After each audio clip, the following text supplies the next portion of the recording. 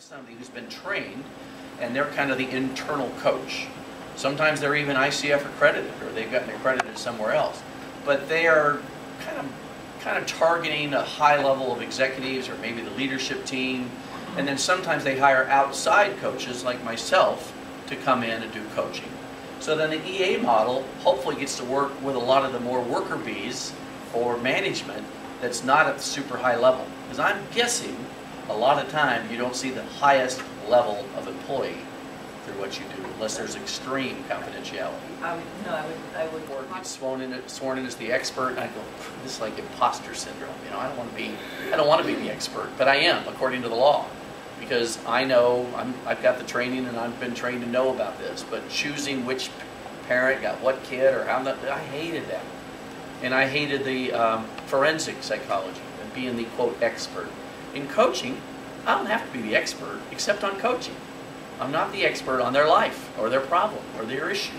Now, if I know something about it, if the coaching conversation tends to move into an arena where I know something about, later on I can say, well, you know, you're talking about something I tend to know. I know a lot about time management and using your calendar, and so if you'd like to have some conversation about that, I can offer something that may be helpful, maybe not. You can decide.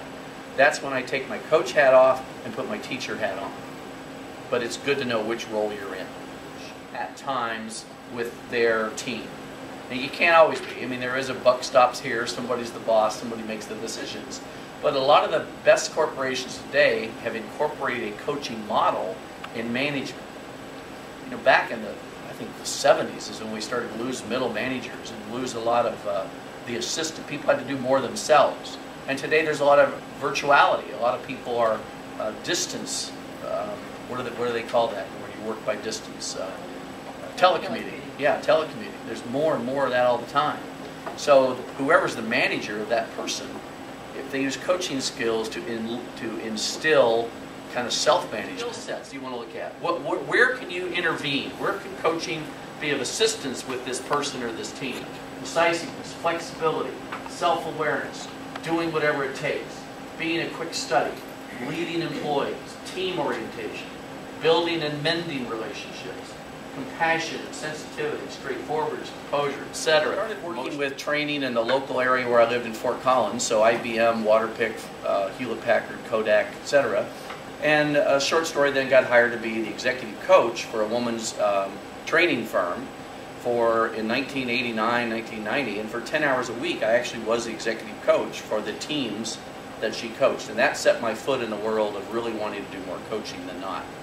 When the popularization of the coaching movement kind of started in the early 90s, I joined Coach University, went to the first International Coach Federation Conference in 2005 in Houston, when there was 186 of us that just kind of showed up there like it was the Celestine prophecy or something. We weren't sure how we got there, what we were doing there, but then it grew to 300, 600, 700, 1,300, 1,800 at conferences. There's now 18,000 members of the International Coach Federation, and I've been on their board of directors, chair of regulatory and ethics and blah, blah, blah, and it's just, I guess you get all this stuff behind you when you're old enough to have hung out in the profession a long time.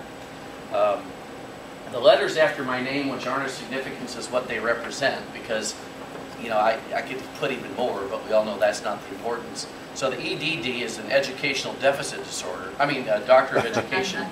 MCC is Master Certified Coach from the International Coach Federation. The BCC is the brand new Board Certified Coach, and then Certified Wellness Professionals through the National Wellness Institute.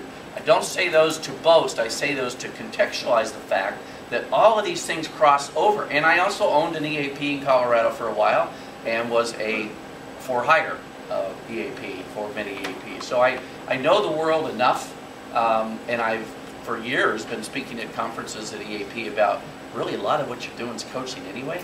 So let's learn about how that has changed, how that has evolved, how it plays a big, big role in coaching today. One story that came to me, I think your name's Brian, right, in the back? When I heard your introduction, not only do I want to give thanks for your service and for what you do for the men and women in uniform, thank you for that, but it reminded me of a story of the first time I did a training that my wife actually got to hear, because she never heard me talk. She just heard people say, Pat's always doing these gigs. We were going down to the Colorado Springs in May of 2001, and we're going to stay at the Broadmoor. And so one of our students was a Air Force psychologist that was taking our training.